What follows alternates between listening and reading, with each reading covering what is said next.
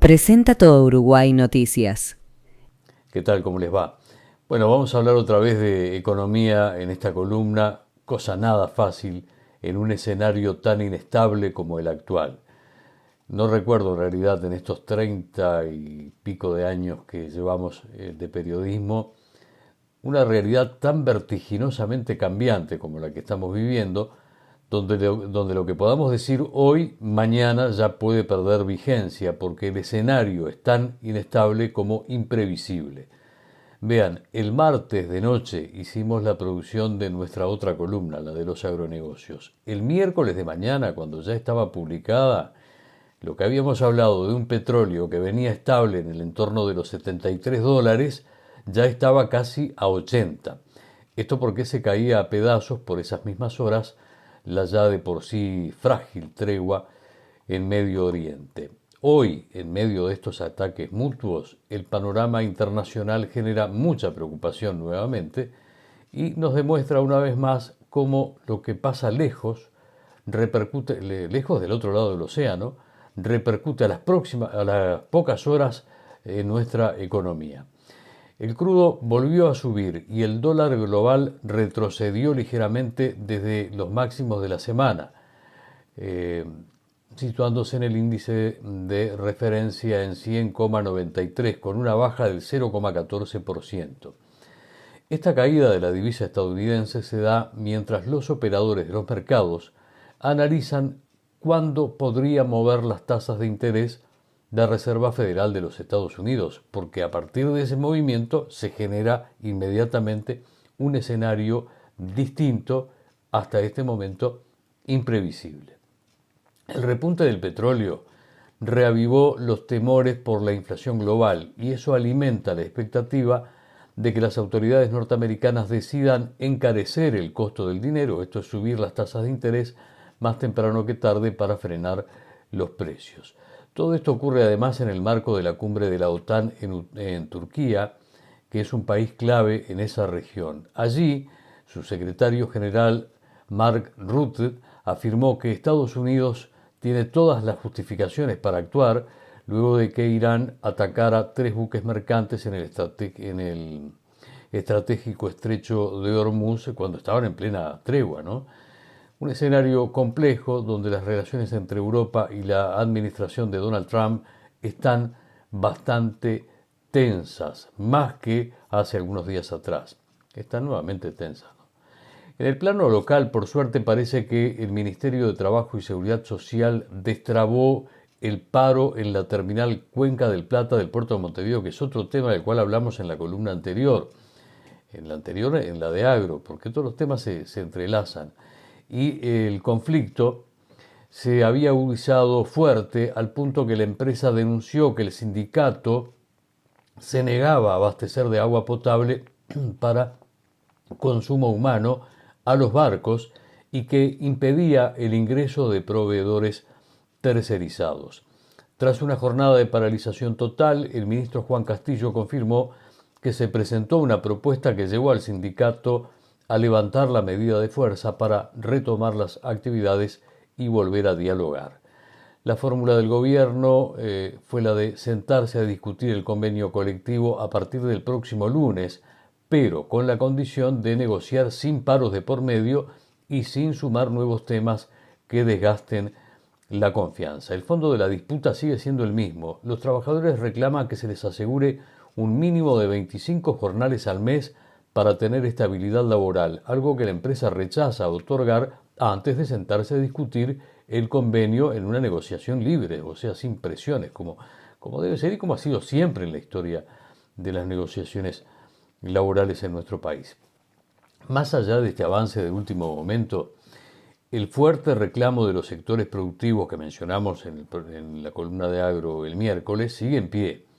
5 de las principales gremiales empresariales del país, la Asociación Rural, la Cámara de Comercio, la Cámara de Industrias, la Cámara Mercantil y la Unión de Exportadores publicaron un durísimo comunicado conjunto pidiendo medidas urgentes al gobierno para asegurar la actividad portuaria en forma permanente y no con estas interrupciones que ya hablamos de esto, le causan un daño enorme, no al puerto ni a la empresa, al país y nos causa daño a los consumidores, porque todo eso encarece todo lo que importamos,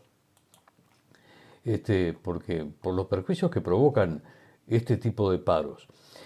Los números que manejan asustan. Señalan que en 2025 hubo más de 30 días con disrupciones operativas en el puerto, esto es con paros, y en lo que va del 2026 ya acumulan 25 días de parálisis. Las consecuencias de esto se miden en millones de dólares. Las gremiales marcan la enorme contradicción que significa que el Poder Ejecutivo envíe un proyecto de ley al Parlamento para bajar el costo país, mientras se permite que se generen estos sobrecostos en nuestra principal terminal de comercio exterior. Estos sobrecostos son los que aumentan el costo país aún más de lo ya alto que es nuestro costo país. Para atender el impacto directo, la agroindustria y los operadores locales explicaban que esto tranca todo, no solo las exportaciones de carne o lácteos que salen en frío, sino también el ingreso de insumos y materias primas fundamentales que el país necesita para seguir produciendo. Para cerrar el gran tema de la economía uruguaya por estas horas es sin dudas el de la rendición de cuentas, para cerrar nuestro informe, ¿no? Que esta semana inició su camino parlamentario en la Cámara de Diputados. El ministro Gabriel Odone se presentó en la comisión que analiza el texto antes de que pase el plenario, esto fue el miércoles, y allí la oposición le reclamó saber qué alternativas maneja el equipo económico si las proyecciones para este año no se cumplen. Odone fue muy claro al señalar que cualquier administración seria maneja planes de contingencia ante escenarios de riesgo y que el gobierno tiene su propio plan B. El proyecto oficialista plantea un escenario base, donde la economía uruguaya crecería un 1,6% este año y un 2,1% en 2027. Sin embargo, el texto incluye un marco de simulación inferior que abre la puerta a un crecimiento más bajo de entre 1,3 y 2% para este año 2026. Si la actividad llega a caer a ese piso, el gobierno prevé un aumento de 1 o 2 décimas en el déficit fiscal y una mayor presión sobre la deuda neta de la Administración Central, que podría tocar un tope del 65% hacia el año 2030. Yo sé que esto es muy difícil de entender para quien no está en el tema técnico de la economía. De pronto las gráficas que estamos mostrando en pantalla pueden ayudar un poco a la comprensión de qué es lo que quiere decir el ministro Odone con este plan B que tiene en la rendición de cuentas. Y ante la insistencia de los legisladores por conocer medidas concretas, el ministro pidió prudencia y confianza en la reputación del equipo económico, explicando que una cosa es diseñar la hoja de ruta con los escenarios alternativos y otra muy distinta es aplicar las herramientas específicas, algo que se hará recién cuando toque enfrentar la realidad si las cosas se complican. O sea, todo eso para decir que él no va a decir cómo va a intentar arreglar los números si la previsión de crecimiento no se da como lo espera el gobierno, como tampoco se dio en el año anterior. Recordemos que ese fue tema de varias columnas, que eso generó todos estos cambios que tuvo que haber en esta rendición de cuentas que se está discutiendo en el Parlamento, porque la previsión inicial en el primer año de gobierno no se cumplió, fue de mucho menos. Se preveía más de un 2% de crecimiento y fue del 1,6%. Bueno, creo que con esto estamos más o menos redondeando la columna de este último día hábil de la semana. Nos reencontramos el miércoles con las novedades de los agronegocios. Todo Uruguay Noticias. De este a oeste, de norte a sur, la información que integra y une al país. En la web, en la radio y en la TV. Todo el día, todos los días. Todo Uruguay Noticias.